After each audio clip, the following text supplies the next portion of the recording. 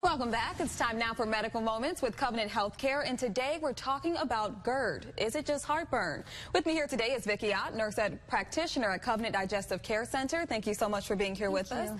Now, let's get right to the basics. GERD, is it the same thing as heartburn? What exactly is it? So it's a little different. GERD stands for gastroesophageal reflux disease. So and see why we call it GERD. Yeah, right. In common sense, it's the acid in our stomach backing up into the food tube, the esophagus. Okay. Heartburn is more the symptom that you get with GERD, and it can be different for everybody. You can get some chest pain with it. Some people get like an aching in their stomach.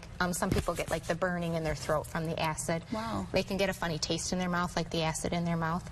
When it gets very frequent, like 2, 3, 4 times a week, then we call it GERD. Okay. We give it that diagnosis. And what are some of the causes of this? So a lot of the causes, some of it can be structure. You have a valve that usually keeps the acid in our stomach, but once in a while that valve can get a little lazy and that can back up. But mostly it's the foods that we eat, things that we drink, and stress can play an important part of it.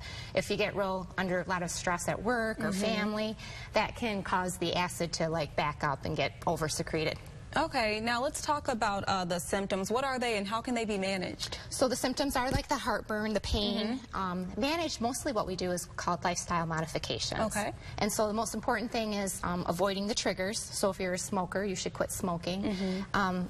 Alcohol in moderation, and what we call lifestyle stuff, so like avoiding the trigger foods. So the big trigger foods is that coffee we like in the morning. Oh man. Yeah, the carbonated beverages, spicy, greasy, fatty foods, chocolate, another big one. Oh goodness. Peppermints, and losing weight if you're overweight. The other thing is never going to bed on a full stomach. So you want to like stay up for 2 to 3 hours after eating. When you eat, stay in an upright position for 30 to 60 minutes. Okay.